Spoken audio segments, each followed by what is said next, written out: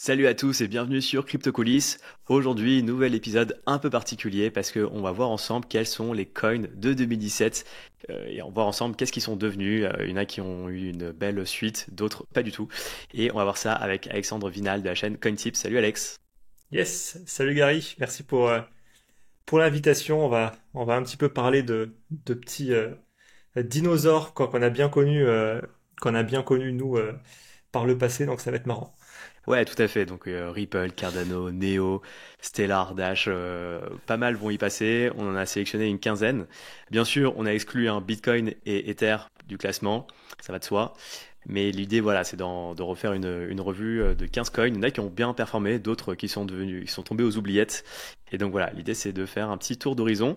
On peut déjà commencer par Ripple, donc qui est le premier du classement.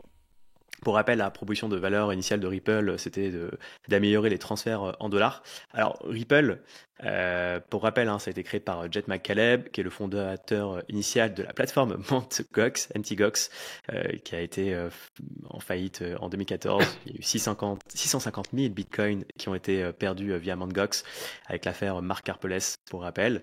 Et l'idée de Ripple à l'époque, hein, c'est de proposer un système de paiement transfrontalier rapide et à faible coût pour les banques et les institutions financières. Et c'était censé être l'outil, on va dire, financier pour remplacer les virements coûteux via Swift, par exemple. Alors, aujourd'hui, Ripple, hein, il y a eu une affaire avec la SEC. Ils ont été poursuivis pendant pas mal de temps. Finalement, ils ont enfin gagné leur combat contre la SEC. En termes de market cap, ils sont à 31 milliards aujourd'hui. Ils sont au 7e du classement CoinMarketCap. Après, c'est vrai que on va voir tout de suite l'analyse technique. Et d'ailleurs, c'est le but aussi de cet épisode-là. On va faire une analyse technique pour chaque projet. Et donc voilà, Alex va vous faire une petite analyse technique de Ripple. On va voir ce que c'est devenu. Ouais, c'est vrai que Ripple, c'est vraiment, de toute façon, ça fait partie des premiers coins que ceux qui, de l'ère 2015-2016, ont quand même très très bien connu, qui n'étaient pas du tout listés en plus sur la plupart des plateformes à l'époque. Il était vraiment à part, hein. Je me rappelle encore très bien de XRP à l'époque, était déjà vraiment mis de côté en mode c'est un truc un peu trop financier, pas assez libertin par rapport aux autres comme Bitcoin et tout. Mais et ils ont fait leur apparition sur les plateformes d'échange que bien plus tard. Je me rappelle encore de Bitstamp qui a mis beaucoup de temps, par exemple, le lister. Donc, de toute façon, d'un point de vue technique, Ripple, grosso modo, il a eu. Je vais aller prendre plutôt de la donnée sur Poloniex pour avoir plus d'historique. Parce que c'est un vieux, hein, pour le coup, c'est un vieux de la vieille. En fait, on va dire, il a connu deux phases vraiment haussières. Ça a été la période 2017 et en fait même fin 2017. Il y a eu deux grosses impulsions haussières. Toute la création de richesse, elle s'est faite à ce moment-là. Durant toute la folie, toute la folie sur les ICO. C'est là où Ripple a vraiment mais complètement explosé. Il était même pas à 1 centime encore à l'époque. Et il a complètement explosé pour aller chercher des niveaux proches des 2, voire même des 3 dollars. Donc c'est toujours marrant en fait de se dire que là je donne des chiffres de 2017, et en fait aujourd'hui il est toujours à 60 centimes. Donc ça prouve quand même une chose, c'est qu'en fait depuis, eh ben, il ne s'est plus rien passé. Alors il a le mérite d'avoir à minima préservé quand même une bonne partie de la valeur qui avait été créée à l'époque, dans le sens où il valait vraiment rien du tout, hein. C'était un demi-centime grosso modo en 2000, en 2015-2016. Aujourd'hui, il est plutôt en train de stabiliser et il oscille, honnêtement, il oscille entre les 20 centimes, on va dire, et les 1 dollar, 1,50 $ tout au plus. Mais ce depuis maintenant un bon bout de temps, hein. Ça fait quand même plusieurs années. Euh, et le cycle 2020-2021, il n'en a pas vraiment profité. Il est juste revenu chercher sur le haut de son range ici. Mais grosso modo, voilà, il s'est rien passé de plus. Donc, d'un point de vue purement technique, il n'y a eu qu'un seul événement intéressant sur Ripple, c'était la période 2017. Voilà. Voilà. Donc, grosso modo, maintenant, si on le compare versus Bitcoin, ce qui est une chose qu'il faut systématiquement faire lorsqu'on parle des alts, bon, là, les choses sont un peu moins réjouissante, mais en fait, on est toujours, bon, ce qu'on peut vraiment appeler ça un range. Franchement, il y a beaucoup de mouvements très erratiques. En fait, ça reste des graphiques qui sont très compliqués à lire, pour être honnête, parce que Ripple, c'est juste des phases impulsives qui durent quelques semaines, puis après, il se passe plus rien durant des années. Voilà. Et versus Bitcoin, c'est pareil. Sauf qu'aujourd'hui, en comparaison, c'est quand même assez significatif de se dire qu'on est actuellement sur les niveaux de février 2021, sur les niveaux de mars 2017 et sur les niveaux de juillet 2014. Donc ça veut quand même dire quoi? Ça veut dire que toutes les personnes qui ont investi, on va dire, sous cette zone, bon, tracée très vulgairement, en fait, ils n'ont rien gagné. Ils n'ont rien gagné. Ils se seraient mis versus Bitcoin. Pour le coup, bah, ils auraient fait plus ou moins la même performance. Et je parle même pas de ceux qui l'ont acheté encore plus haut. Là, pour le coup, c'est encore pire. Ils ont complètement sous-performé. Là, je pars du principe de ceux qui l'ont bien acheté. Pour le coup, qui l'ont acheté. Et il y a eu ensuite des belles phases de rebond. Donc, grosso modo, bah, c'est un actif qui est accompagné de beaucoup de risques pour une performance qui n'est pas là. Voilà, ça c'est factuel. Mais on verra que c'est le cas pour les trois quarts de toute façon de tous les projets qu'on va analyser aujourd'hui, quoi. Donc Complètement. voilà, donc c'est pas le meilleur. Je dirais pas que c'est pas le pire non plus. Mais en Mhm. l'occurrence, la proposition de valeur initiale, de mon point de vue, elle ne se retransmet pas dans les graphiques. Je veux dire, si XRP avait été vraiment utilisé par les banques et avait vraiment un intérêt aujourd'hui dans toute la technologie qui est développée par Ripple, je pense qu'en termes de prix, on l'aurait vu. Et en fait, on voit pas grand-chose parce qu'il se passe rien. En tout Ouais. cas, au niveau du token, quoi. Alors, deux choses, peut-être la première, c'est vrai que il y a eu un peu un non-événement quand la SEC a perdu son procès contre Ripple. Tout le monde pensait que Ripple allait un peu décoller, ce qui ne s'est pas passé, hein. Ça a été un peu un non-événement. Mhm. Ça, Ouais, c'est le premier ben, point. ouais. Et le deuxième, à toutes celles et ceux qui pensent que voilà, il y a un triangle de compression en cours de formation, qu'est-ce que tu pourrais leur répondre Je sais pas où tu vois un triangle là, mais bah, là oui, là on a une zone de compression ici effectivement qui peut nous amener rechercher le haut du range pour l'instant, Ouais, mais jusqu'à preuve du contraire, on est très très loin pour l'instant d'être sur une dynamique qui tend vers un truc haussier. ouais, Donc on peut juste retaper le haut du range. Alors après encore une fois, si on fait de la spéculation, si on fait du trading, c'est intéressant parce que oui, là on peut aller chercher un 200%. Donc là c'est intéressant, mais le gros du problème c'est que il y a une différence majeure entre faire du trading et faire de l'investissement. ouais, Quand tu investis sur un actif qui ne bouge plus, qui n'a aucune tendance depuis 2017, ben, grosso modo, tu as un manque à gagner qui est juste colossal. Parce que toi, en fait, tu es sur un actif qui ne rapporte rien, il n'y a pas de rendement, il y a pas de dividende sur XRP. Donc toi, tu es juste assis sur un token qui fait plus rien, et ce depuis maintenant 7 ans. J'ai envie de te dire, en 7 ans, tu aurais pu multiplier ton capital par 2, par 3, en étant positionné sur d'autres actifs, même en prenant juste du Bitcoin, tu aurais fait beaucoup mieux. Donc complètement. c'est ça le problème en fait, de mon point de vue en tout cas. Mais c'est Ouais. vrai que oui, là, il y a une phase de compression maintenant et un breakout par le bas, bien évidemment, pourrait aussi nous envoyer de nouveau sur les supports extrêmes. Et par Ouais. le haut, oui, on pourrait venir retaper le haut du range, bien évidemment. Ok. Ouais, bah, très bonne analyse. Et ouais, effectivement, ce que je retiens, c'est que c'est un actif qui range depuis un moment, il se passe pas grand-chose. Et bon, on verra ce qui se passera, mais pour l'instant, c'est très calme. Petite interruption pour vous dire que j'ai créé une communauté d'investissement pour permettre à chacun d'investir dans des fonds de trading crypto triés sur le volet. En moyenne, le ticket d'entrée pour ces fonds est de minimum 100 000 euros et je vous permets, grâce à cette communauté, d'y investir à partir de seulement quelques milliers d'euros. Si vous voulez en savoir plus, je vous mets le lien en commentaire. C'est reparti pour l'interview. On peut passer au suivant, peut-être que c'est le Bitcoin Cash, pardon. Alors, peut-être rappeler un peu l'effet avec le Bitcoin Cash, hein. Il a été créé Ouais, le 1er août 2017. C'était un hard fork de Bitcoin pour offrir des transactions plus rapides et moins coûteuses grâce à une augmentation de la taille des blocs. Ça a fait pas mal d'ailleurs débat dans la communauté à l'époque. Et donc, en gros, tous ceux qui détenaient un Bitcoin au moment du hard fork se sont vus offrir un Bitcoin Cash.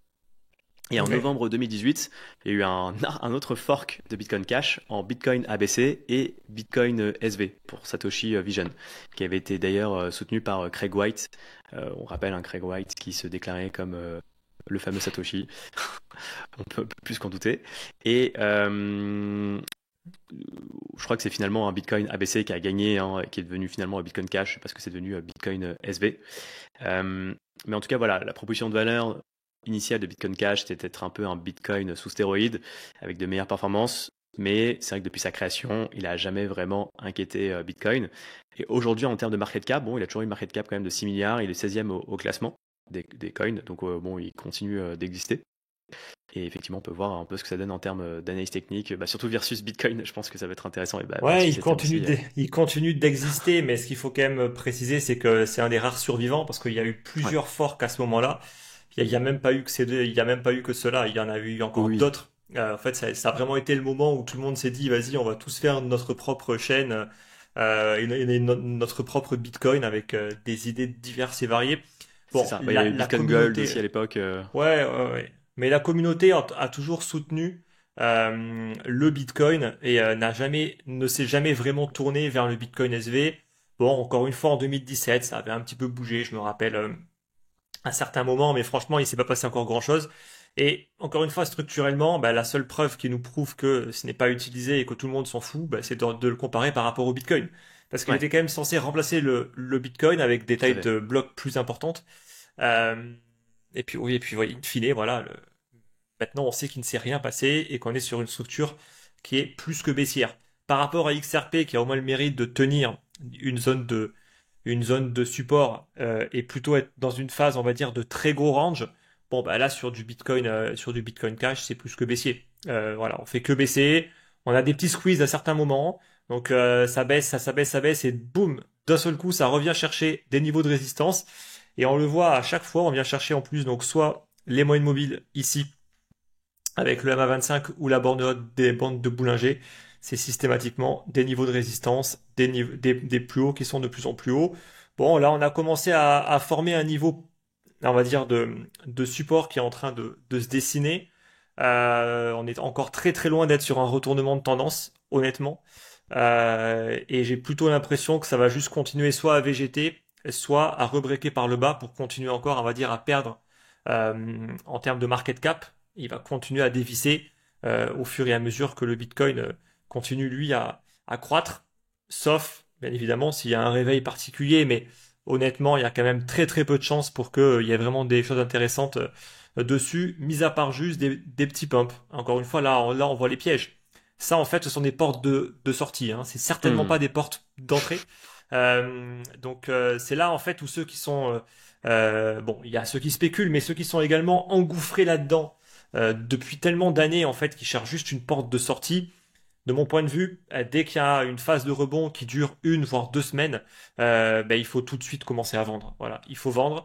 Et en fait, on voit cette psychologie dans les graphiques, c'est-à-dire que plus personne n'en veut. Dès qu'il y a une phase haussière, un début de rebond, de semblant de rebond, eh ben, tout de suite ça vend. Ça vend, ça vend, ça vend, et donc ça pump durant 1, 2, 3 semaines. Et après, boum, ça fait que retomber. Donc voilà, on est sur une psychologie totalement baissière, un marché baissier. Et pour l'instant, ben, jusqu'à preuve du contraire, on va rester sur une dynamique comme ça. Complètement.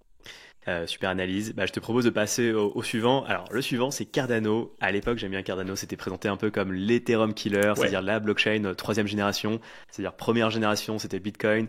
Deuxième génération, Ethereum avec les smart contracts. Troisième génération, Cardano. Et bah, l'idée de Cardano, c'était quoi? C'est de résoudre les problèmes de scalabilité, d'interopérabilité, euh, voilà, de résoudre les problèmes d'Ethereum. Bon, ça s'est pas forcément passé comme prévu pour Cardano, même si bon, c'est toujours une des top cryptos au classement CoinMarketCap, hein, ils sont 11e. Enfin, le l'ADA est 11e du classement, mais il n'y a jamais eu, je pense, l'adoption espérée sur Cardano. Mais à noter quand même que c'est une des premières blockchains à utiliser le mécanisme de proof of stake de manière réussie. Ouais, c'est vrai, c'est vrai. Même si au début ils étaient aussi en proof of work, après ils ont basculé en proof of stake. Et alors c'est vrai que sur le papier, Cardano était super bien vendu. Ouais. Je me rappelle encore très très bien de vraiment du lancement de Cardano avec toutes les différentes étapes de développement, etc. Ils te vendaient ça ouais comme vraiment le truc qui allait tout exploser. Et au fait, au final, aujourd'hui, on est bien au-delà. Parce que je me rappelle qu'à l'époque, ils avaient une roadmap sur, je crois, sur 4 ou 5 ans, qui sont déjà passés, pour le coup. Et aujourd'hui, c'est à peine s'il y a des smart contracts. T'as déjà vu, toi, une dApps qui a été développée sur Cardano et qui est utilisée? Alors, moi, c'est marrant, j'avais vu à l'époque, c'était Cardashift, c'était un launchpad qui avait été créé, c'était un projet français finalement qui avait après migré en je sais plus quoi. Et après, bon, il se trouve que ce projet a eu des soucis, et que s'est fait retoquer pour des problèmes de gestion de ses fonds. Alors, j'irai pas dans les détails, Ok, c'est un projet français bon, ok. qui a eu, voilà. Mais Bon, bon, en tout cas, c'est le moi, seul dont j'ai j'en entendu connais parler, pas, en tout voilà. cas. Ouais, ouais, mais c'est pareil. Enfin, moi, j'en ai entendu quelques-uns. J'avais fait une ICO, je me rappelle, il y a quelques années, mais qui avait été faite sur Ethereum et qui devait être ensuite, c'est un projet qui devait être fait sur Cardano. Bon, moi, j'avais tout dumpé au listing parce que j'avais encore de la plus-value à récupérer et j'avais aucune confiance au projet. Et puis j'ai bien fait. Mais non, c'est complètement mort. Et en fait, encore une fois, d'un point de vue technique, euh, alors il y a eu quand même une belle création de valeur pour le coup qui a quand même bien suivi en 2020. Ça a également été le cas en 2017. Là, j'ai pas pris le bon graphe. On est sur Binance, on n'a pas assez d'historique. Mais Ouais. Peut-être qu'on peut reprendre le graphe, t'es sur ouais, TradingView avec l'index. si on, bah, enfin, juste si on se met versus Bitcoin, en fait, on le voit de toute Ouais. façon. Voilà, encore une fois, la période fin d'année 2017, je me rappelle très bien que Cardano a vraiment explosé uniquement sur la fin. Ça a été Ouais. extrêmement violent et extrêmement bref. Je crois que Puis c'était un ensuite, x30 à peu près hein, sur ouais, versus ouais, USD. probable, probable. Ensuite, ça a été de nouveau, ben voilà, on dégonfle tout. On a de nouveau eu une belle phase, mais sans être capable de faire non plus un nouveau plus haut hein, par rapport au Bitcoin. Et puis de nouveau, voilà, ça revient. Et là, on vient quasiment revenir chercher encore des niveaux. Encore une fois, même ceux qui l'ont bien acheté le Cardano, donc ça veut dire qu'ils l'ont acheté en fin d'année 2019, voire en 2017, on va dire au moment avant que ça explose. Et ben Mhm. en fait, ils ont aujourd'hui pas mieux performé que le Bitcoin. C'est quand même Ouais. fou, hein. Et encore une fois, la plupart des gens l'ont ni acheté ici, ni acheté ici. Ouais. La plupart l'ont acheté au-dessus. Voilà. Et au-dessus, ça veut dire qu'on a totalement sous-performé. Donc là, pour le coup, c'est vraiment extrêmement significatif. Et de voir qu'aujourd'hui, on est revenu chercher dans cette zone-là, alors qu'on n'est pas dans un bear market et qu'on a un Bitcoin qui oscille toujours à l'heure actuelle dans la zone des 60 000 dollars, c'est fort. C'est quand même très très fort. Bon, encore une fois, les graphiques ne montent pas. Il n'y a aucun intérêt pour ce projet. Il y a eu beaucoup d'engouement à un moment, et en fait, on se rend compte que très souvent, c'est du marketing. On a beaucoup d'idées, on veut faire beaucoup de choses, et dans la pratique, les choses sont bien, bien plus complexes que ça, quoi, tout simplement. Et donc, Cardano, ben, comme les autres, de mon point de vue, n'a rien fait. Il n'a pas été capable, contrairement à d'autres qu'on va probablement également aborder, qui ont été capables de faire bien plus que ça, quoi. Ouais, complètement d'accord. Effectivement, il n'y a pas eu de, comme tu as dit, hein, en plus de traction de dApps dessus. Enfin, je connais pas beaucoup, voire très peu. Donc, effectivement, on va voir ce que va devenir le token, mais bon, ça présage rien de bon. Et peut-être qu'on peut passer au token suivant. C'est Ah, lui, il est EOS. bien, lui. EOS. EOS, donc c'était un peu annoncé comme iOS, ouais. l'autre Ethereum killer. Et alors eux, à l'époque, en 2017, ils ont fait vraiment une ICO record.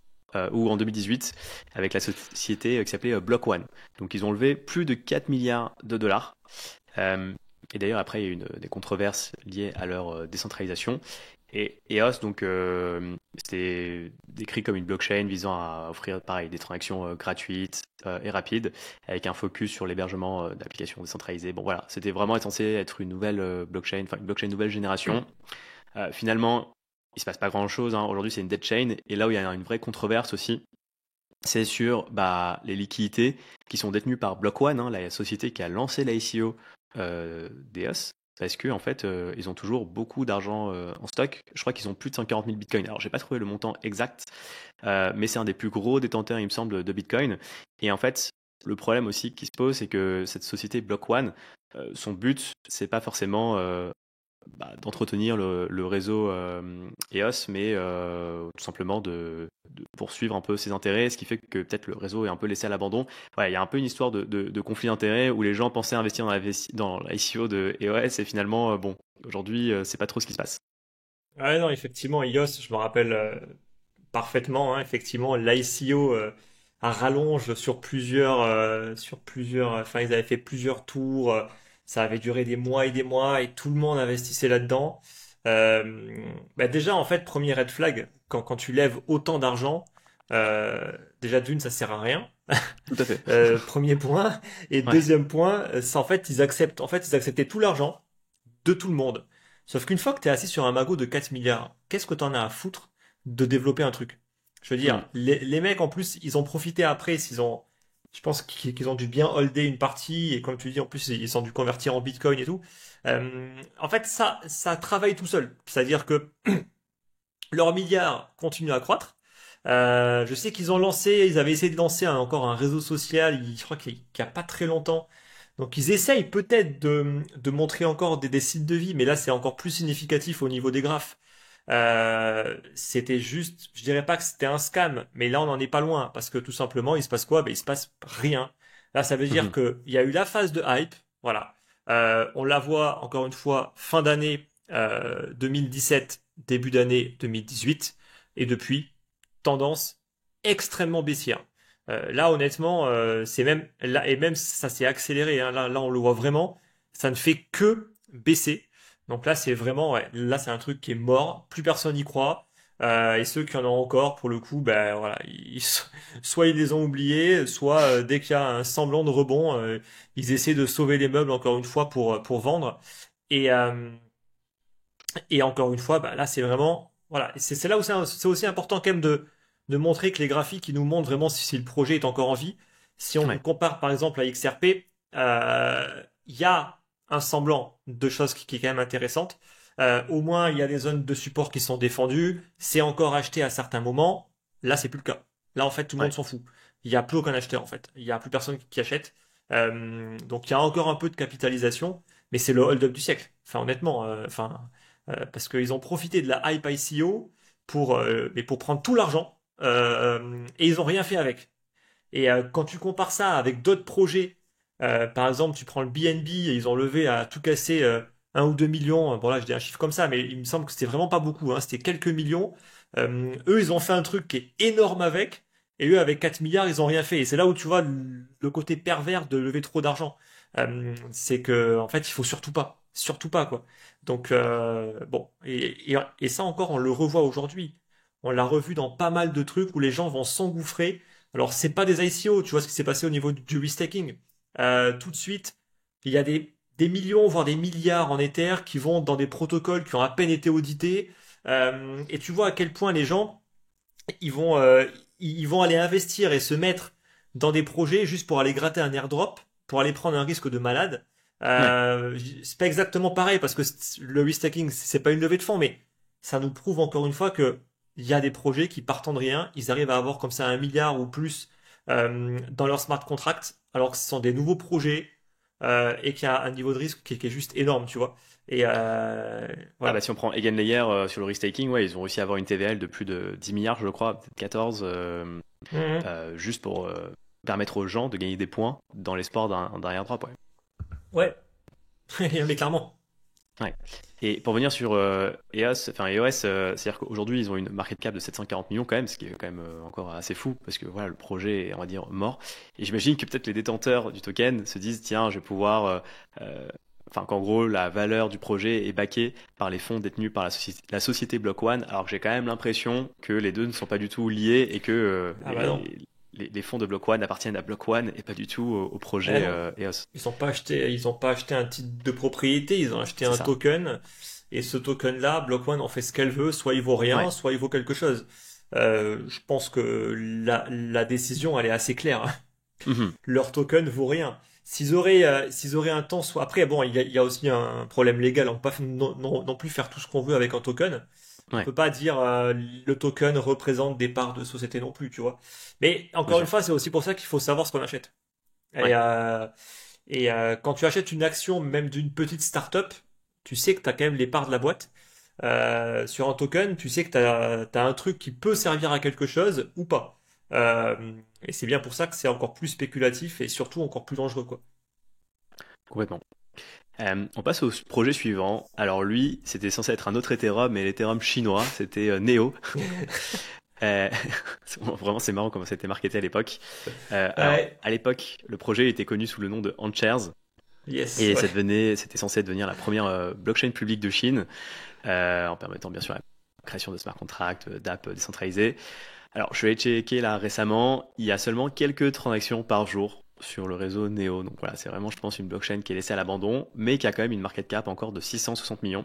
Alors d'ailleurs, c'est la question que je me pose à chaque fois, c'est pourquoi les projets ne tombent pas à zéro, mais ont quand même des capitalisations de plusieurs centaines de millions de dollars. Ah, je pense que ça met. En fait, le problème, c'est qu'ils ont quand même créé. Il y a eu une très très grosse création de richesse en 2017. Ouais. Et ça peut pas retomber comme ça en un claquement de doigts, parce que tout le monde va pas vendre en même temps. Mhm. Ça met toujours beaucoup de temps au final. Là, on le voit encore une fois, voilà, versus Bitcoin, on le voit, ouais, c'est en train juste de baisser tranquillement. Donc la psychologie, elle est purement baissière. Maintenant, ça mettra toujours un peu de temps. Et après, il faut pas oublier que tu as aussi des algos qui sont dessus. Il y a toujours un petit peu de mouvement, parfois, qui montre ou qui pourrait donner croire qu'il y a encore des signes de vie, alors qu'en réalité, il y en a plus vraiment. Ouais. C'est juste maintenu, on va dire, de manière artificielle. Après, encore une fois, il faut Faire du toujours market nuancer making. par rapport à la market cap. Parce que Ouais. cette market cap veut rien dire, en fait. C'est-à-dire que si demain, tu as 10% des néos et que tu as envie de les vendre, bon courage. Tu n'auras Mhm. personne, en fait, en face pour acheter. Donc, en fait, même, c'est le cas pour beaucoup de projets. La market cap, elle est fictive. C'est pas vraiment une valeur, en fait, que tu peux récupérer. Euh, et si tu vends 10% de tes néos, j'aimerais bien savoir à combien est-ce que le prix va aller, tu vois. Ouais. Il faut plutôt réfléchir comme ça par rapport à la market cap. Et c'est pour ça, hein, donc, que moi je regarde de moins en moins, par exemple, la market cap et son top 100 parce que tu as toute une partie qui est complètement fictive, qui est totalement biaisée. Et par exemple, si tu veux vraiment voir les projets les plus actifs, de mon point de vue, c'est beaucoup plus cohérent de regarder les volumes. Ouais. Tu regardes par exemple les volumes d'échange, alors tu mets une petite moyenne parce que sinon tu auras toujours des shitcoins qui sont en train de pumper, et le volume il va juste venir et repartir hyper vite. Mais tu mets une moyenne sur 30 jours sur les volumes, tu fais un top 50 là-dessus et tu auras vraiment un top 50 qui, de mon point de vue, sera beaucoup plus intéressant que le top 50 uniquement par rapport à la market cap. C'est intéressant. Mais Euh, est-ce que avec le volume, le risque aussi, c'est pas avoir du fake volume, tu vois, avec mais tu mets une du. moyenne. Ben, c'est pour Ouais. ça. Ah, tu mets une moyenne au moins sur 30 jours.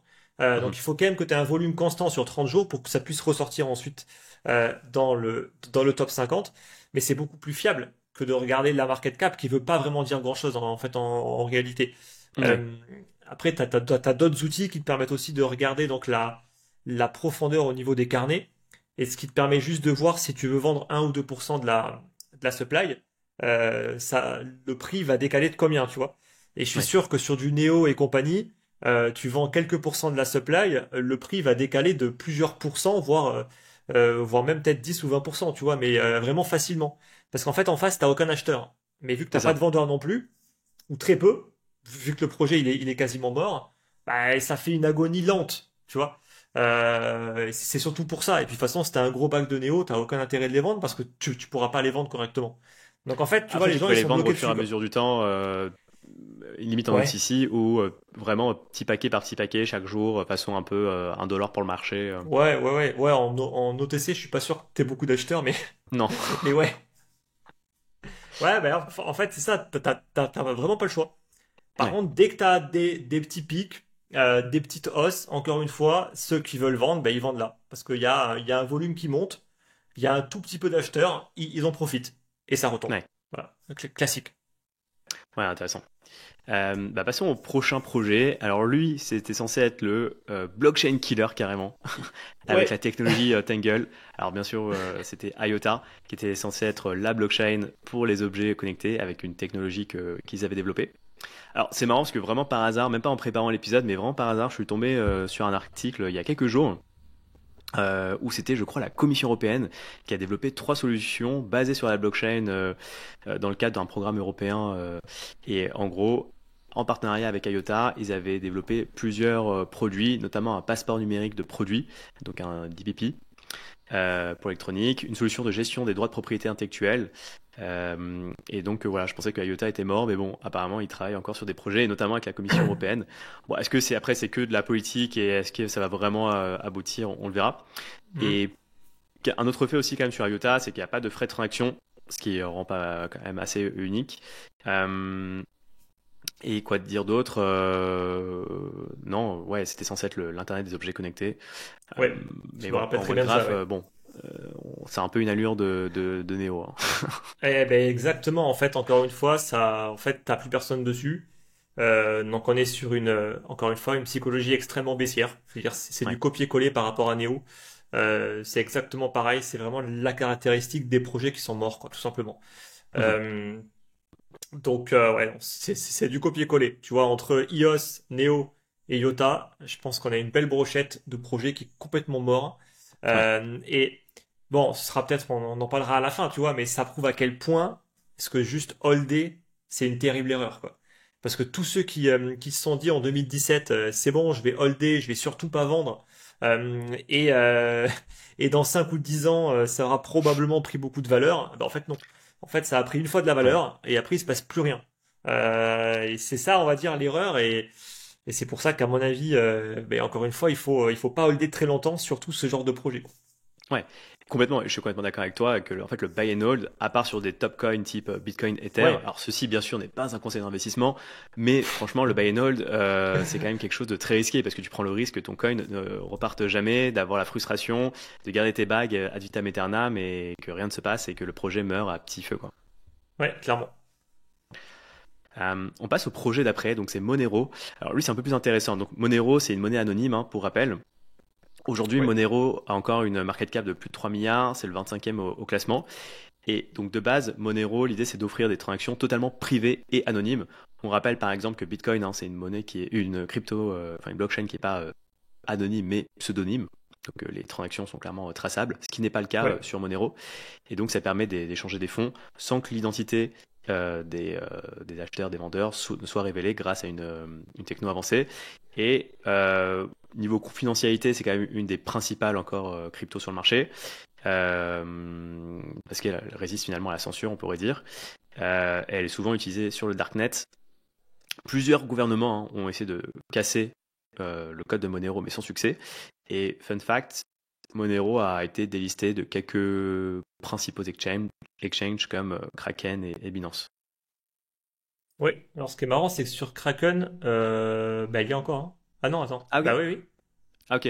Alors peut-être je confonds avec Euh, Coinbase. Je confonds peut-être En avec tout cas, elle n'est Coinbase. plus sur Binance parce que alors, ce qui est assez ironique, hein, c'est que Kraken se Ouais. veut quand même Ouais. hyper compliant, et j'étais assez surpris de voir qu'il y a encore le Monero. Mais par contre, Binance l'a complètement délisté, par exemple. Donc, Ok. marrant. Alors je me suis peut-être trompé avec Coinbase qui lui l'a délisté ou c'est listé sur les deux. Faudra vérifier. Mais en tout cas, ouais, sur Monero, voilà, on est sur une configuration un petit peu similaire, on va dire, à du XRP. C'est très très forte accélération haussière durant toute la phase 2016-2017. Peut-être une hausse plus saine que ce qu'on a pu avoir sur XRP, parce qu'on le voit, c'est une hausse qui quand même s'est produite sur plusieurs années. Et après une longue stabilisation, on voit qu'il n'y a pas eu de très très grosse pression vendeuse non plus. Donc ça prouve quand même que en fait il y a beaucoup de personnes qui gardent tout simplement leur token et ne sont vraiment pas dans une psychologie à vouloir absolument s'en défaire. Bon, versus Bitcoin, ça reste relativement baissier, mais on n'est pas sur des configurations que comme ce qu'on a pu avoir jusqu'à présent.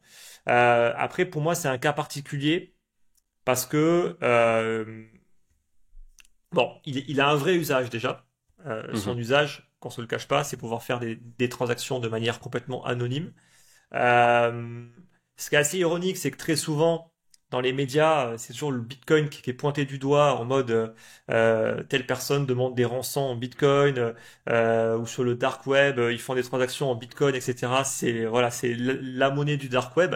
C'est complètement faux. La monnaie du dark web, c'est beaucoup plus Monero que Bitcoin. Parce que comme tu dis, aujourd'hui, Bitcoin, quasiment, on peut tout retracer. Alors même si tu as des mixeurs, euh, je pense que la plupart se servent quand même de Monero. Moi, pour avoir parfois traîné même un petit peu sur le dark web, très souvent, toutes les transactions devaient se faire en Monero et certainement pas en Bitcoin. Donc, est-ce que c'est l'une des raisons pour laquelle il arrive à maintenir une certaine valeur? Honnêtement, j'en sais rien. Je n'ai pas forcément d'avis par rapport à ça. Mais en tout cas, moi, d'un point de vue spéculatif, par contre, c'est un projet que je n'ai jamais intégré parce que je suis toujours parti du principe qu'ils allaient se faire délister de toutes les plateformes d'échange. Voilà. Et c'est ce qui est en train tranquillement de se passer. Bon là, je suis quand même surpris que Kraken l'ait encore, Le problème, c'est qu'une fois que tu sors des principales plateformes d'échange, tu as aussi un problème de liquidité. Encore une fois, si tu as une très très grosse quantité de Monero, comment tu fais pour t'en séparer s'il n'y a Ouais, plus que des plateformes de type tier 2, tier 3, sans KYC qui le proposent, tu vois? Et donc encore une fois, la valeur en fait peut ne pas forcément beaucoup baisser, mais c'est aussi parce qu'il n'y a pas beaucoup d'échanges.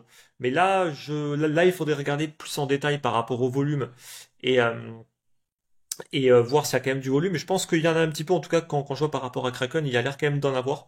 Donc après voilà, ça pour le coup, ça a vraiment un intérêt parce qu'il y a un use case réel derrière, c'est pouvoir faire des transactions de manière complètement anonyme, même si j'ai quand même vu, je crois, une news passer en disant que en fait, il y a des personnes qui ont réussi à casser l'anonymat sur Monero. Bon, ok, après, j'ai pas creusé, franchement, je m'en fiche, hein. Mais ouais, j'ai quand même vu ça passer là, il y a pas très très très longtemps. Et de toute façon, bah, le risque avec ces monnaies, c'est qu'au final, si un jour, en fait, on trouve un moyen pour retracer les transactions, ben, tout ce qui a été fait peut éventuellement être retracé, tu vois. ouais. Euh, donc après, à utiliser à bon escient. En tout cas, moi, si j'ai des activités illégales à faire, c'est pas de la crypto que je me servirai. Yes. Alors en termes de volume, hein, on est à 58 millions en journalier, donc effectivement, il y a des volumes quand même assez Ah, importants, hein, ouais, pour un peu. Mais bon, ouais. ouais, pour une monnaie qui vraiment aujourd'hui là enfin, qui est complètement flat là depuis quelques mois, quoi. Ouais, Euh, clairement. on passe à la blockchain suivante, enfin au token suivant. Il s'agit d'une blockchain encore, c'est Tron. Alors Ouais. Tron est toujours 10e au classement CoinMarketCap avec une market cap de quasiment 13 milliards. Que dire sur Tron? Il y a pas mal d'éléments, je pense. Déjà, ça a été créé par Justin Sun, qui a acquis aussi BitTorrent en 2018. On rappelle, un BitTorrent, c'était un peu une plateforme peer-to-peer pour échanger des fichiers, on va dire, entre particuliers il y a quelques années, hein, ça date. Et Mhm. ils ont créé l'USDD en 2022. C'est un stablecoin algorithmique avec une market cap de 700 millions. Alors, je vais checker, hein, la courbe de l'USDD. On va dire que pour un stablecoin, il n'est pas très stable. On Ah, est toujours souvent pas? sur... Ouais, on n'est pas sur du 1 dollar systématiquement, hein. On est plutôt sur du 0,99, 98. C'est pas très joli. Enfin voilà, je mettrai pas des sous dessus. Ok. Euh, Justin Sun, hein, pour la petite histoire, en 2022 aussi, il a pris des participations, ouais, il a pris des participations majoritaires dans Huobi, la plateforme d'échange, qui entre-temps est devenue HTX. Et un autre fun fact, je pense, sur Tron, c'est le fait que la moitié de la market cap de Tether est sur la blockchain Tron. Je crois qu'on parle de... faut que je revoie les chiffres. On était sur un gros montant, hein. Donc on était sur peut-être 60 milliards d'USDT qui sont sur Tron. Je crois que c'est en fait une blockchain voilà, pour les échanges dans des pays émergents, que ce soit en Afrique, on a dit, c'est beaucoup utilisé, je crois, par les populations pour échanger du stablecoin, il me semble. Donc voilà, on est sur Ouais, c'est Tron. parce que c'est pas cher, hein. C'est pas Exactement. cher, relativement rapide. Ouais. Et ça a notamment explosé quand il y a eu ben, la blockchain Ethereum qui était complètement surchargée, où il fallait payer 10 balles pour pouvoir faire une transaction, là où sur Tron, c'était encore toujours que quelques centimes. Donc c'est vrai que Tron a été, je pense, massivement utilisé uniquement pour ça, pour Mhm. le transfert de stablecoin, et notamment le transfert de Tether. Je dois avouer que ça reste un mystère pour moi, Ouais. la courbe du tronc, parce que c'est pas la seule. On pourrait prendre d'autres blockchains comme Solana, qui permet de faire également des transactions quasiment pour trois fois rien. C'était également le cas sur Polygon, donc Matic. C'était également, enfin en tout cas, on peut aussi faire des transactions pour trois fois rien. Et pour le coup, le tronc fait preuve d'une énorme résilience. Je pense que c'est même l'une des meilleures configurations techniques qu'on a en fait sur le top 15 là aujourd'hui. Alors que, ben, mis à part son intérêt sur les stablecoins, j'ai pas l'impression que la blockchain soit particulièrement utilisée pour autre chose. Après, peut-être que je me trompe là pour le coup, je maîtrise peut-être pas assez bien ce qui se passe actuellement sur la blockchain de Tron, mais voilà. Après bon, Justin Sun, ça reste un personnage un peu sulfureux, Ouais. qui pour moi est toujours à... Après, je vais pas commencer à dire des choses pour me faire attaquer. Euh, mais bon, mon avis, c'est que tout n'est pas tout beau par rapport à Justin Sun. C'est un gros opportuniste. On l'a vu encore récemment avec FTX, où il a voulu se la jouer en bon samaritain, mais ça, il adore faire ça. Je crois qu'il l'a refait même dernièrement, je sais plus exactement pourquoi.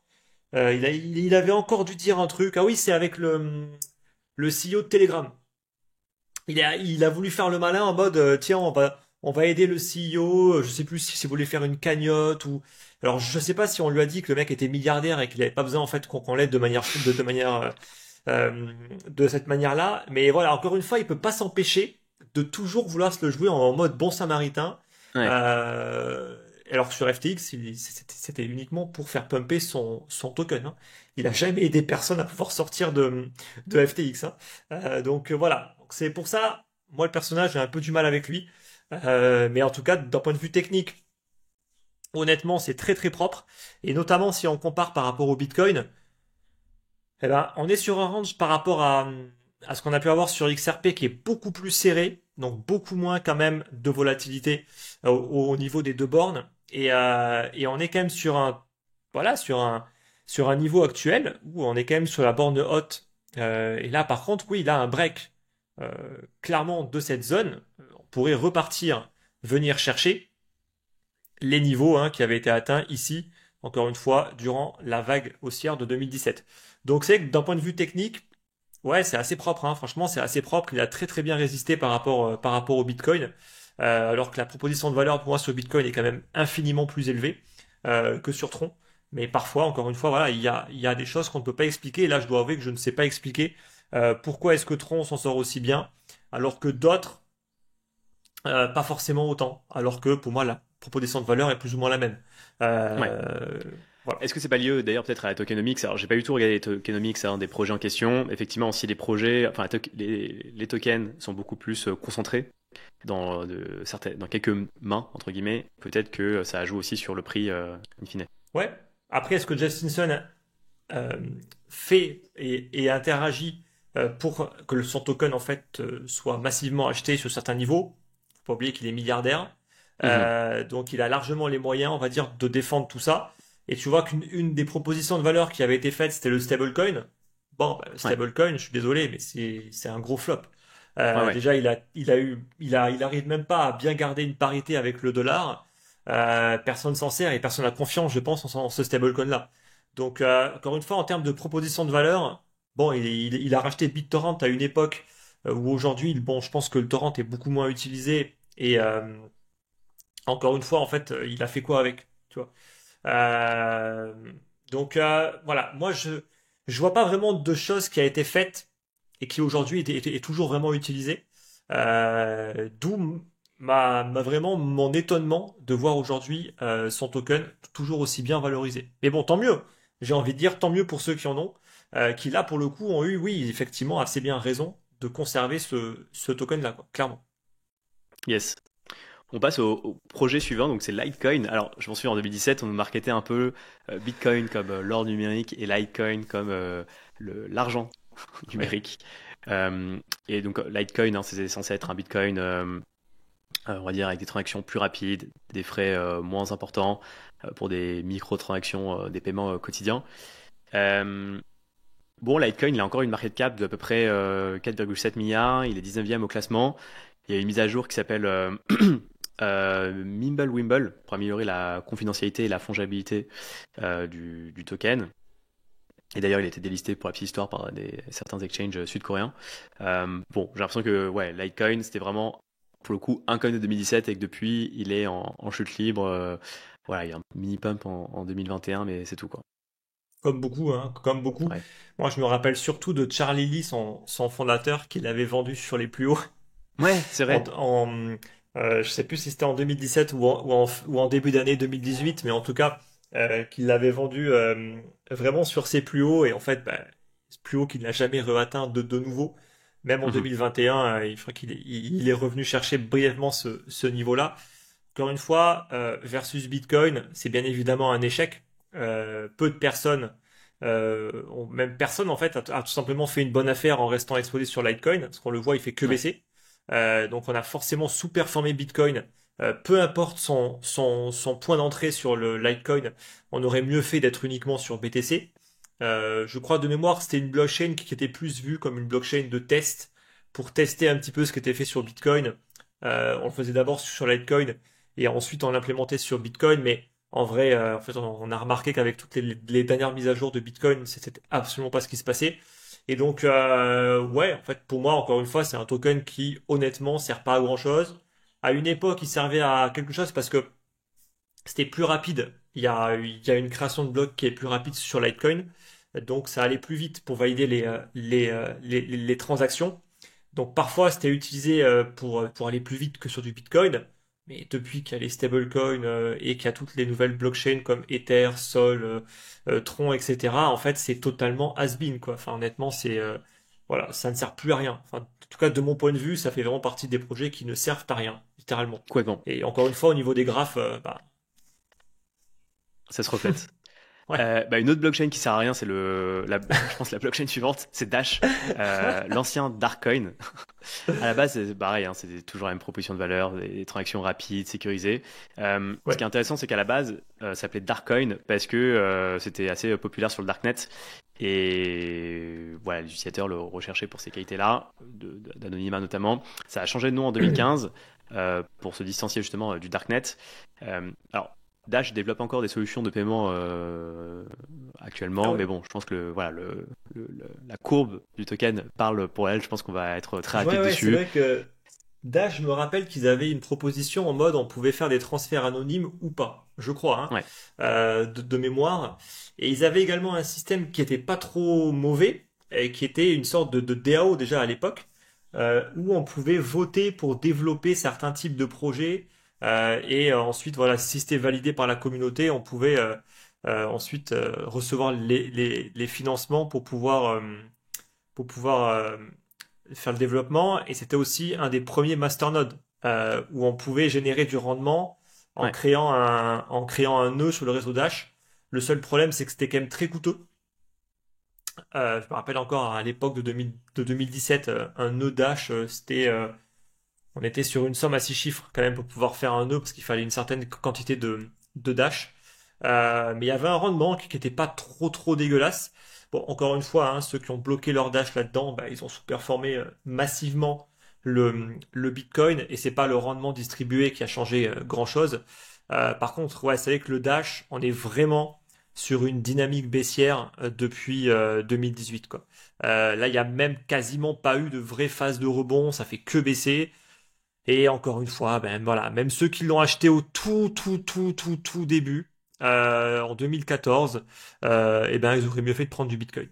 Voilà. Ils auraient fait la même performance, grosso modo, mais avec toute la volatilité en moins et le risque en moins. Voilà. Et encore, ceux qui l'ont acheté ici, encore une fois, tu dois pas en avoir beaucoup. La plupart l'ont acheté bien au-dessus, donc ça veut dire qu'ils ont encore une fois sous-performé Bitcoin de très très loin, hein. Là, on parle encore une fois, j'ai pas vraiment montré de pourcentage pour pas choquer, hein, mais tu vois, imaginons une personne qui l'a acheté dans cette phase de range ici, sans ouais. prendre un extrême, hein. Voilà, moins 97%. Donc, Ça je sais pique. pas si vraiment on arrive à visualiser le manque à gagner, mais c'est colossal. Enfin, on se rend pas Ouais. forcément compte, mais c'est juste démentiel le manque à gagner entre celui qui a holdé du Dash en l'ayant acheté dans cette phase de consolidation-là. Donc là, je parle de 2016, hein, on est avant le cycle haussier de 2017 et avant encore le deuxième cycle de 2020-2021. Le manque à gagner, il est colossal. C'est celui qui a holdé ça, même sur un nœud, il a totalement tout perdu, quoi. Enfin, en tout cas, il a vraiment eu un manque à gagner de malade, quoi. Donc ça, il faut quand même en avoir conscience, quoi. Complètement. Et la question que je me pose, c'est finalement pourquoi le retail qui avait ces jetons-là ne vend pas. Est-ce que c'est aussi parce que les gens oublient qu'ils détenaient telle crypto? En fait, ils avaient des bagues de, je sais pas, quelques dizaines de dollars sur telle plateforme. Ils ont Je perdu, pense par que exemple, leurs accès. il y a sûrement deux catégories de personnes. Hmm. Ceux qui l'ont acheté ici. Ouais. Eux, ils se disent, putain, j'ai mis quelques milliers de dollars. Aujourd'hui, j'ai plusieurs dizaines, voire centaines de milliers de dollars en Dash. J'ai un nœud. Le nœud, il fait je sais plus combien c'était en termes de rendement, mais on devait tourner à peut-être 10. Je pense que c'est un peu moins, peut-être 6, 7, allez. Et ils se sont dit, bah, c'est bon, c'est bullish, le projet est super, j'ai mon rendement qui tombe, j'ai quasiment rien mis de ma poche, donc je garde, je hold. Voilà. Ça, c'est plutôt ceux qui hold et qui ont à moitié raison, je dirais. Mhm. À moitié raison, parce qu'ils ont quand même fait un bon coup, euh, mais ils n'arrivent pas à vendre, comme beaucoup, Ouais. malheureusement. Et Ouais, une après, tu as attache ceux qui l'ont mal émotionnelle acheté. à la crypto, ouais. Ouais, ouais, ouais, grave. Et après, tu as ceux, par contre, qui l'ont mal acheté et qui sont juste là en mode hold et qui l'ont oublié. Euh, Mhm. dans ceux qui ne l'ont pas encore vendu, bien évidemment. Ouais, Et eux, voilà, ils ont complètement foiré leur truc. Mais je pense qu'il y en a beaucoup qui vendent pas à cause de ça, hein. Ils sont attachés au projet, ils ont fait une belle perf dessus et ils pensent qu'un jour ça va se réveiller. Bon, après, franchement, Dash, je sais pas s'il y a encore beaucoup de gens dessus, tu vois. Ou alors, il y a aussi des gens qui s'en foutent de l'aspect financier. ouais. Euh, Ça arrive, hein, des personnes qui sont dans la tech, ils sont développeurs, ils ont leurs petits nœuds, franchement, ils sont contre-fiches de la valeur. Ça aussi, c'est une autre catégorie de personnes. Mais bon, nous, on est là pour parler un peu aussi quand même de valeur au niveau des tokens, et donc c'est surtout aussi pour de l'investissement et pas vraiment non plus que pour la tech, quoi. Complètement. Et alors, ouais, je rappelle hein, que le graphe que tu es en train de présenter, c'est versus Bitcoin. Et Dash, Ouais. aujourd'hui, hein, au classement CoinMarketCap, bah, il est à la 160e position avec une market cap d'à Ah peu oui, il a bien près, dévissé. ouais, une market cap de 278 millions de dollars. Et bah, sans transition, on passe au prochain projet qui est Stellar. Alors, Stellar, ça a été aussi créé par Jet McCaleb, le fondateur de Ripple. Et en fait, il a quitté Ripple pour créer Stellar. Il voulait en fait une solution, on va dire, plus accessible pour les paiements transfrontaliers.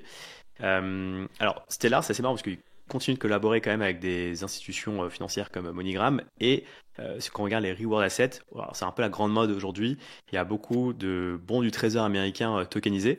C'est un marché là, je crois, à peu près de 2 milliards. Et Franklin Templeton, qui est le troisième émetteur de bons du trésor américain, bah, émet plus de 400 millions de bons du trésor sur la blockchain Stellar. Voilà, donc c'est un peu je pense, le Ok. big fact sur Stellar. À part ça, Euh, bon, pas grand-chose. Ils sont 29e au classement comme market cap, une market cap de 2,8 milliards. Bon, la courbe est pas très sexy non plus versus Ça Bitcoin. ressemble beaucoup à Ripple. Ouais, C'est-à-dire des gros moments de hausse, des grosses phases haussières, deux principalement. Euh, et puis c'est à peu près tout. Puis après, c'est juste une descente aux enfers. Si je dis pas de bêtises, c'est pas lui qui a dumpé durant un long moment ses XRP. ouais, Euh, c'est complètement. Je crois que ok. c'est lui, ouais. Il me semble, ouais. Ouais, c'est effectivement, ouais. Donc, bon, ben voilà, encore une fois, on est sur les plus bas. Donc, toute personne qui investit là-dedans a forcément sous-performé Bitcoin. Même celui qui l'a acheté, pour le coup, magnifiquement en février 2017, juste avant que ça explose. Aujourd'hui, il a eu la même performance que Bitcoin. Encore une fois, avec tout un risque qui est beaucoup plus élevé, une volatilité qui est beaucoup plus élevée. Euh, c'est encore une fois, ouais, c'est des blockchains qui apparemment sont encore un tant soit peu utilisées comme ce que tu viens de dire là. Mais encore une fois, bon, est-ce que le token sert à grand chose? J'ai pas l'impression. Et j'attends en fait de voir tout simplement le jour où ce genre de token sera dans une dynamique haussière. En fait, Mhm. tant qu'on n'a pas une vraie dynamique haussière qui se met en place, ça veut dire que le token sert à rien, qu'il n'a aucun intérêt. Parce que s'il avait un tant soit peu d'intérêt, il serait acheté. Voilà. Personne l'achète, c'est pas pour rien.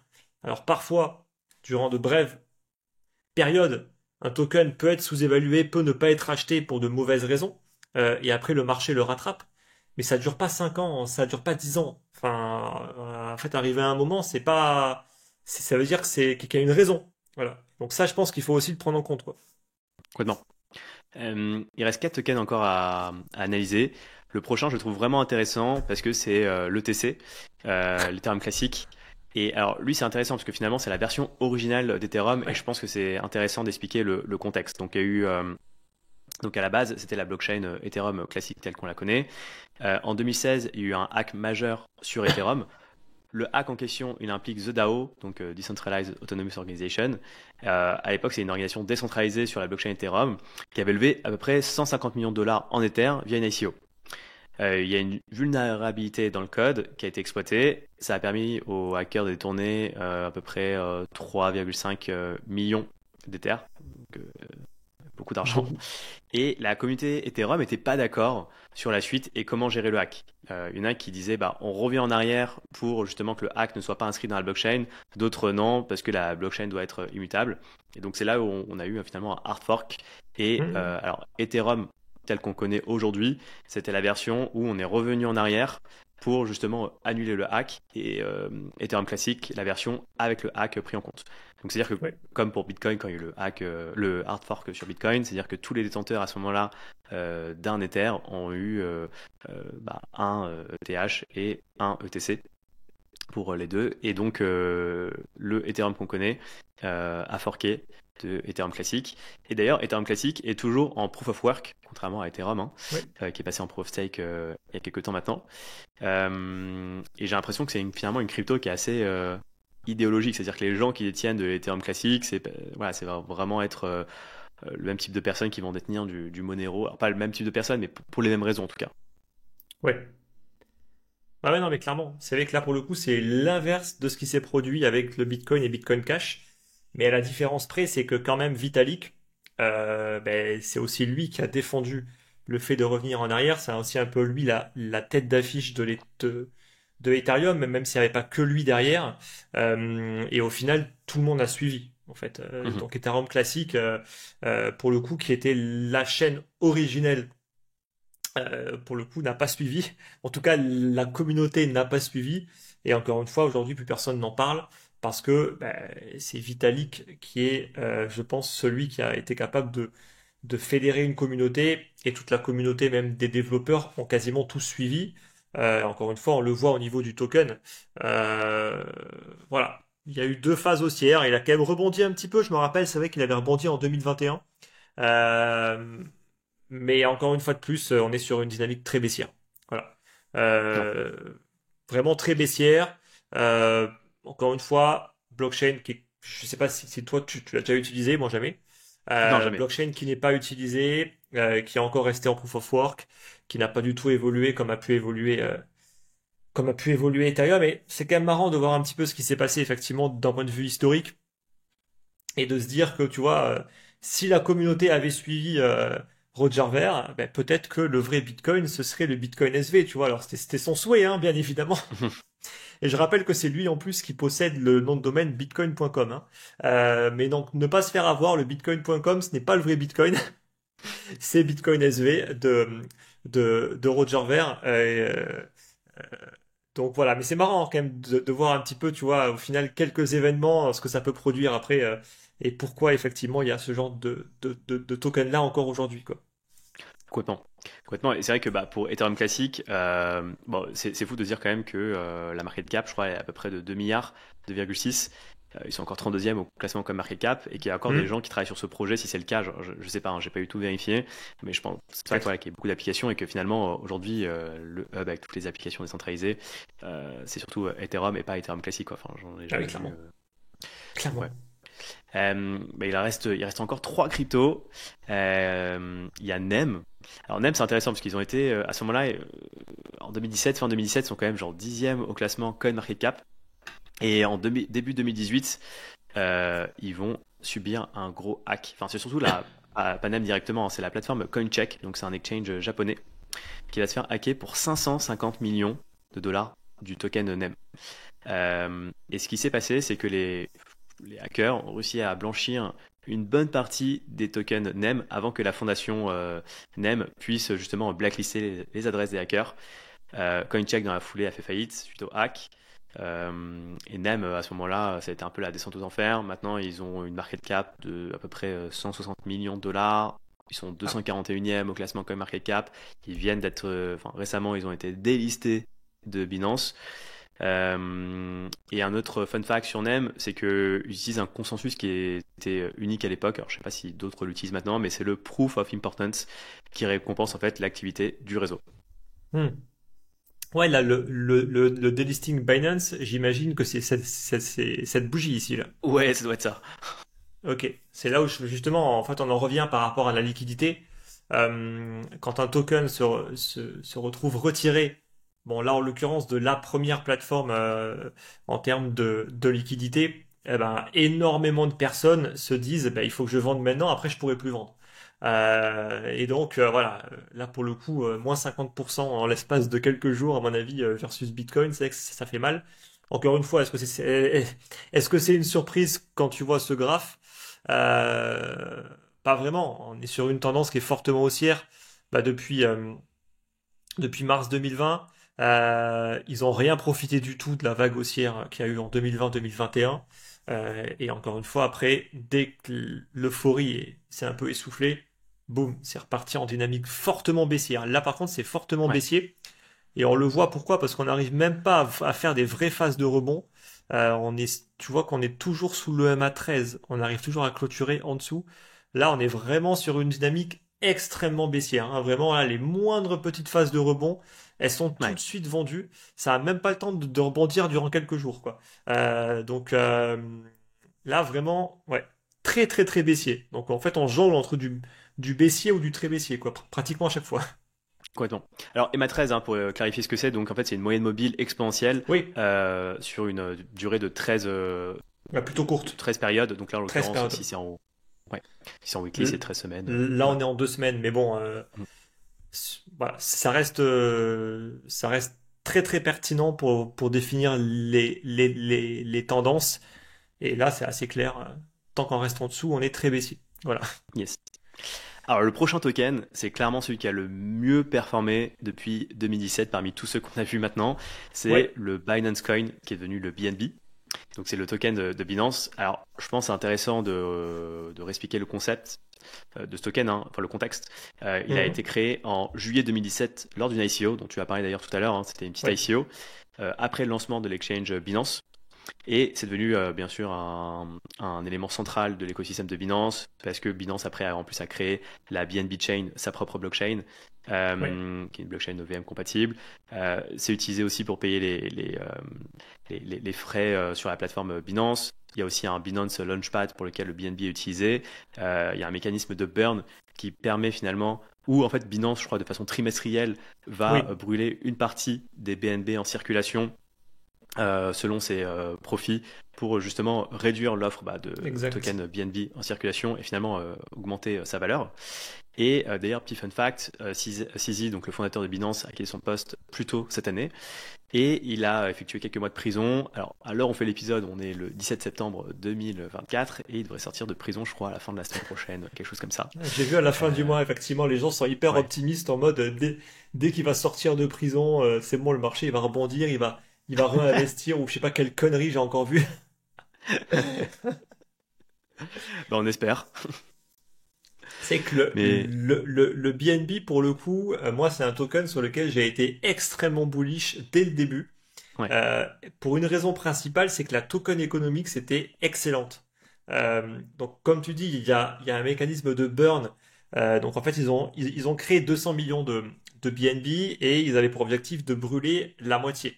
En utilisant une partie du chiffre d'affaires généré par Binance, qui sera réutilisé pour, voilà, eux, ils appellent ça du buyback pour détruire. En fait, ils rachètent rien. Parce qu'ils ont tellement de BNB que juste ils prennent un tout petit peu dans leur bag de BNB et après ils l'envoient sur une adresse où c'est bloqué pour toujours. Et c'est vrai qu'en fait, tu avais une des tokens économiques qui étaient les meilleurs parce que la plateforme est rapidement devenue l'une des principales plateformes qui était la plus utilisée. Et quand tu avais du BNB, tu avais des réductions au niveau des frais. Et en fait, tu avais énormément d'avantages à avoir du BNB.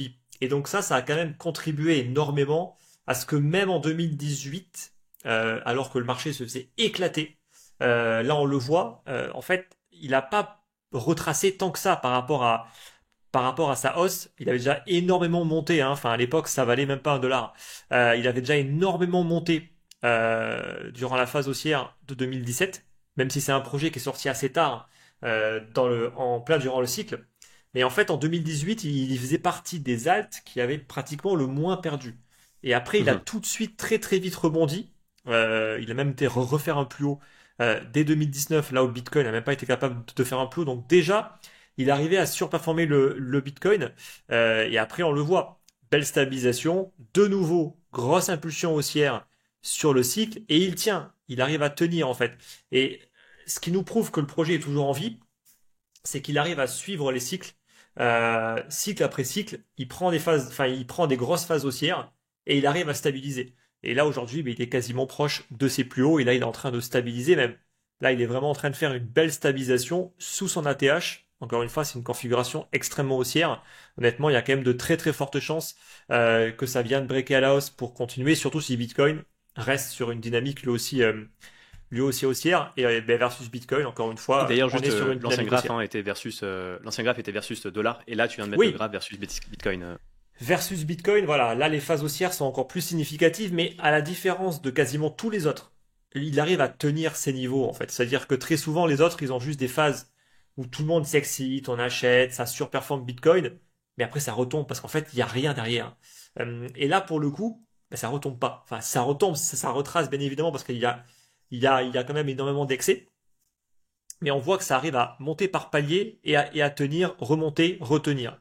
Et là, encore une fois, même versus BTC, on voit que là il a fait une belle stabilisation. Alors, il avait quand même bien baissé hein, durant toute cette période-là, parce qu'il y a eu énormément de FUD sur Binance. Tu vois, avec toutes les affaires qu'il y a eu entre FTX et bien sûr Binance qui était plus ou moins lié, parce qu'au final FTX a sauté à cause de CZ, hein, grosso modo Mhm. par rapport au tweet qu'il a balancé. Et c'est là où ça a vraiment créé une panique. Et bon, après, c'est pas à cause de CZ que FTX a vraiment planté, dans le sens où il y a une raison pour laquelle ils ont été plantés. Hein. Euh, mais ça a été l'élément déclencheur. Après, il y a eu toute une période de FUD sur Binance. On s'est dit, en fait, est-ce que Binance, c'est pareil? Donc, le BNB a quand même vachement subi. Tu as eu le procès de Binance des Américains qui a également rajouté encore de la pression vendeuse. Bon, maintenant les choses ont été faites. Les Américains ont fait ce qu'ils font à chaque fois. Ils sont arrivés en mode sauveur. On va regarder un peu ce qui se passe. Oh ben tiens, il y a un business à prendre. On va le prendre. Tiens. Euh, on met le CEO en prison. On fait un deal avec eux et on met une personne beaucoup plus fréquentable, on va dire, à la place et qui va être dans une coopération bien plus forte. Voilà. On va pas dire qu'ils se sont accaparés Binance, mais bon, on n'en est pas loin. On n'en est pas. Ouais. Mais bon, c'est ce que font les Américains. Euh, Est-ce qu'ils ont toujours fait? Est-ce qu'ils vont continuer encore à faire? Bref. Mais en tout cas, voilà. Là, bah, c'est clairement l'une des rares. Mais encore une fois, tu vois, ça partait d'une bonne token economics. Ouais. Et après, bien sûr, d'un projet qui a quand même réussi et qui est vraiment utilisé. Enfin, Binance en 2018-2019, je pense que c'était un des rares projets utilisés, parce que tu n'avais plus personne sur le marché. Plus personne se servait de rien du tout, sauf encore Binance qui avait encore un peu de transactions et un peu de volume. Et après, ils ont continué en plus à innover avec la Binance Chain, qui n'est pas la plus utilisée aujourd'hui, Ouais, non, qui a eu clairement. sa phase de hype, Ouais, dont le pendant BNB le a DeFi profité. Summer notamment. Ouais, ouais, clairement. Mais ouais, tout à fait, et c'est très bien résumé. Et bah passons maintenant au dernier projet. Alors là, c'est plus une blague, hein, mais c'est pour montrer aussi que Ah oui, j'ai parce pas le que graphe, jusqu'à mais c'est maintenant, oui, oui, il n'y a pas normal. de graphe parce que c'est BitConnect. BitConnect, hein, pour rappel, c'est tout simplement un Ponzi. Donc le token est passé d'une certaine, alors il est passé du market cap, je crois, de 2 milliards ou 2 milliards et demi à Ouais, il zéro était en ouais, un ouais. jour. Et concrètement, c'était quoi le mécanisme? C'était assez simple. C'était des prêts en crypto où bah, le BitConnect garantissait un rendement défiant toute concurrence, et c'était tout simplement une pyramide de Ponzi. Ah Le bon? token est arrivé à zéro.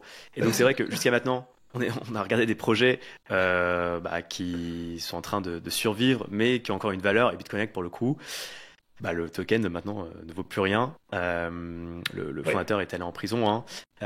C'était un beau Ponzi, et ça montre aussi voilà, qu'il faut faire ses propres recherches, même si c'était un projet attractif, parce que BitConnect, c'était quand même un projet qui, fin 2017, était dans le top 10 CoinMarketCap. Clair, clair, clair, clair, clair. Et chillé Euh, par moult personnes sur YouTube. Complètement. Complètement. Et le mécanisme, c'était plus tu prêtes ton argent longtemps, plus tu vas avoir du rendement important, plus les gens le faisaient, et puis en fait, on s'est rendu compte bah, que c'était un Ponzi, ça pouvait Oui, être bah, que un c'est le Ponzi. Enfin, ça Ponzi de se. base. Et plus Ouais, tu fais voilà. d'affiliation, plus tu gagnes d'argent. Ouais, exactement. C'est tout le principe, de toute façon, de la pyramide de Ponzi. Mais c'est marrant parce qu'à l'époque, il y en avait plein qui, quand même, arrivaient à justifier les rendements. Hein. Non, mais ils font du trading. C'est bon, ils font du Ah trading. ouais. Ils font du minage. Alors que le minage a quasiment jamais rien rapporté. Euh, mais on a eu pareil, hein, avec la DeFi. Hein. Dans les volts, on pouvait se placer. On avait du rendement parfois qui frôlait les 1% par jour. Hein. Ah ouais. Euh, Et donc, pour moi, c'était aussi un Ponzi. Ouais. Pas exactement de la même manière, mais en tout cas, ça reste des rendements qui sont totalement insoutenables sur le long terme. Et ça tient tant que les gens y rêvent et ils se disent, ouais, génial, je vais gagner plein de thunes. Mais t'as que les premiers qui sont rentrés dedans qui vont réussir à s'en foutre plein les poches. C'est juste que eux, ils l'ont fait d'une manière un peu plus maligne, parce qu'ils n'ont pas créé de boîte, ils avaient juste créé un token à la con dans des smart contracts. Et là, c'est très très compliqué pour aller après essayer de retrouver qui a fait ça. Alors que BitConnect, ils ont même fait des conférences et tout. Enfin, franchement, enfin, je me rappelle vraiment, c'est vraiment, tu vois, limite la secte. C'est vraiment, il y a avec toute leur armée de youtubeurs derrière qui parlaient en bien du projet et tout. Enfin bref. Ah ouais.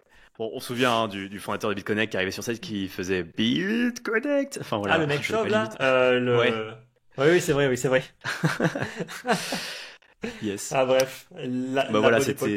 c'est la bonne époque. Bon voilà, c'était un beau tour d'horizon bah voilà, de 15 coins avec des destins vraiment différents. Beaucoup ont eu le même destin quand même, hein, sont tombés un peu aux oubliettes. Ouais, Et je pense que c'est un bon.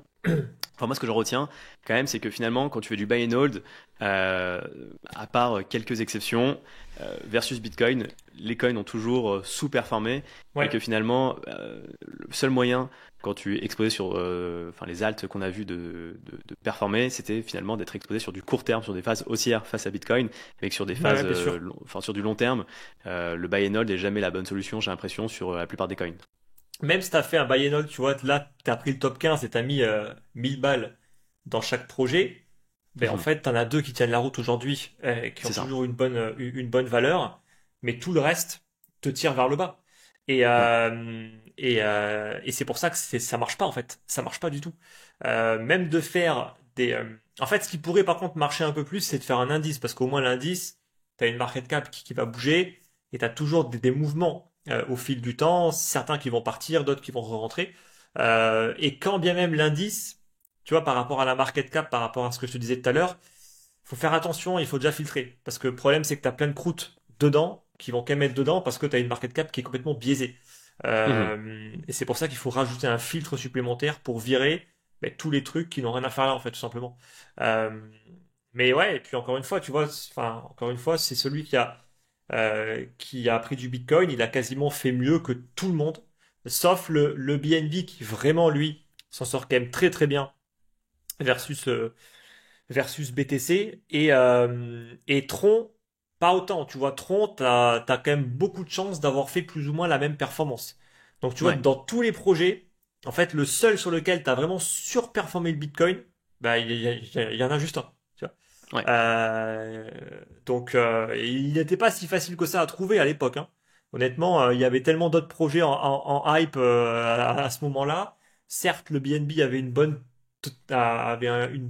token economics, mais honnêtement, tous les autres projets, on n'arrêtait pas aussi d'en parler, hein. Donc, en l'occurrence, c'était loin d'être évident de se dire, je fais all-in sur BNB et je mets rien sur le reste, tu vois. Complètement. Enfin, voilà. Complètement. Bah, c'est bien résumé.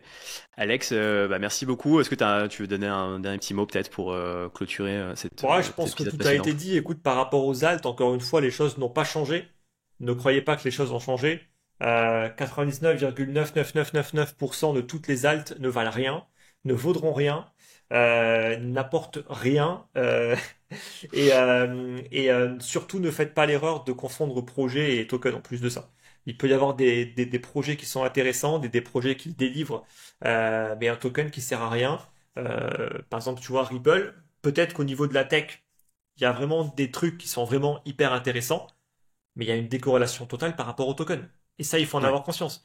Donc, si on veut vraiment investir dans la tech, faut pas acheter du XRP, il faut acheter des actions Ripple. Et qui ont été vendues à un moment, hein. Je sais que ça a été vendu euh,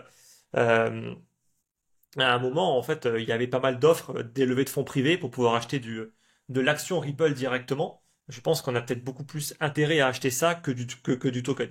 Dans beaucoup de cas en plus. Dans beaucoup de cas. Donc, bon, encore une fois, ce sont des règles que nous, on connaît depuis longtemps, qui sont toujours pareilles, qui n'ont pas changé. Parce que le marché, même s'il évolue beaucoup par rapport à ces comportements-là, en fait, on voit que c'est toujours pareil, quoi. Que ça n'a pas changé. Et tu as une décorrélation totale, parfois même en termes de valorisation. Tu vois, là on n'a pas parlé du Dogecoin. parce qu'il était peut-être pas dans le top 15 en 2017. Ouais. Mais aujourd'hui, il est. Alors que le Dogecoin, Ouais. c'est un très très vieux coin C'est vrai. qui existe depuis bien avant 2017. Est-ce qu'il y a une logique à ce qu'il soit aujourd'hui dans le top 10, tu vois? Donc en Après, fait, bon, ouais, il y a eu tout un voilà. historique avec notamment Elon Musk, beaucoup de. Peut-être il y Ouais, a le mais côté communautaire pour le coup. mis à part tweeter sur Dodge, il a fait quoi avec? Non, bah, ouais, absolument rien. Mais c'est vrai que ça montre aussi peut-être l'immaturité du marché, ou peut-être que. Alors, moi, c'est un phénomène que je comprends pas forcément, tu vois, et j'aimerais bien faire un épisode là-dessus pour mieux comprendre. C'est le phénomène des mêmes coins et des communautés liées aux mêmes coins, parce que c'est un phénomène qui me dépasse un petit peu, mais. Bah, c'est de la spéculation et du casino pour moi. C'est-à-dire que Ouais, c'est un domaine complètement qui a d'accord. toujours excité les gens. Ouais. Même j'avais vu une stat il y a pas très longtemps qui disait qu'il y avait plus d'argent injecté dans les paris en ligne que dans les Mhm. cryptos. Ah ouais. Donc ça te montre bien au final, je parle Ouais. du côté américain, ça te montre bien que les gens, ils adorent ça. Ils adorent Ouais. parier. On le voit sur Polymarket, quand il s'agit de parier sur des présidentielles américaines ou sur d'autres types d'événements, où en fait c'est vraiment du 50-50, tu vois. En vrai, t'as aucune idée de gagner, t'as aucune gestion du risque, surtout sur une présidentielle où c'est hyper serré. Il suffit d'un événement pour que les choses puissent changer. C'est vraiment du gambling pur. Ouais. Et il y a beaucoup de gens qui adorent ça. Il faut pas se leurrer. Et les mêmes coins, t'as les traders qui s'amusent dessus, mais eux, ils arrivent à gérer correctement leurs risques. Et t'as ceux qui viennent soit pour rêver, soit pour spéculer. Et c'est triste d'une certaine manière parce que ça prouve que le marché a vraiment pas beaucoup de liquidité.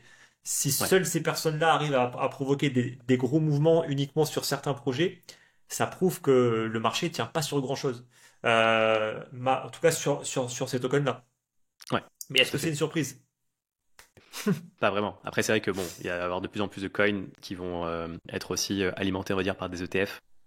Mais ce sera Pour vraiment les l'instant, top que coins. Bitcoin. Pour l'instant, que Ouais, Bitcoin, Bitcoin. Ether. Et des tokens qui ont réellement eu une vraie création de valeur et qui arrivent à tenir, il n'y en a pas beaucoup. Et ben, tu vois, Mhm. tu as le BNB, on l'a cité. Euh, on pourrait peut-être citer le Sol, même si je pense qu'il a encore un peu de temps. C'est un token qui est plus récent, Ouais. qui date de l'ère 2020.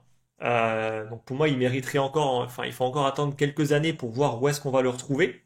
Mais mis à part ça, sinon, honnêtement, il n'y a pas grand-chose qui a été capable de vraiment continuer à croître en termes de prise de valeur.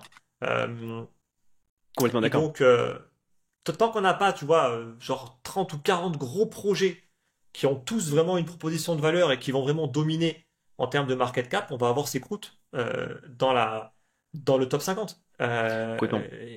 Mais pour l'instant, ça a beaucoup de mal à bouger en vrai, hein. Hmm.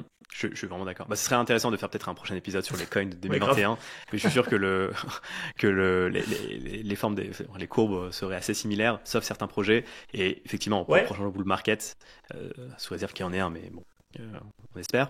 Je pense que voilà, on assistera encore au même phénomène où il va y avoir encore un remplacement des ouais. principaux coins et que les coins 2021 enfin, sont maintenant des dinosaures et vont pas forcément revenir sur leur plus haut ou dépasser leur plus haut et finalement il y avoir un renouvellement des coins tant qu'il n'y ait pas un écosystème, on va dire un top 40 comme tu disais, un top 50 plus mature en fait, bien en place. Mais avec des vrais projets vraiment utilisés, en fait, tout simplement. Ouais, Et tout à fait. aujourd'hui, on peut les compter sur les doigts d'une main. Alors après, Ouais, tu as plein de projets qui build, certes, mais ils sont pas utilisés. ouais, Donc, et encore une fois, voilà. Je pense que l'exemple de Binance, il est assez flagrant. Euh, ben ouais. voilà, je pense qu'on a bien fait le tour en tout cas. Yes. Super, bah merci beaucoup Alex, c'était très intéressant, ça a permis de faire un bon tour Merci à toi. d'horizon, je te remercie. Allez, bye bye.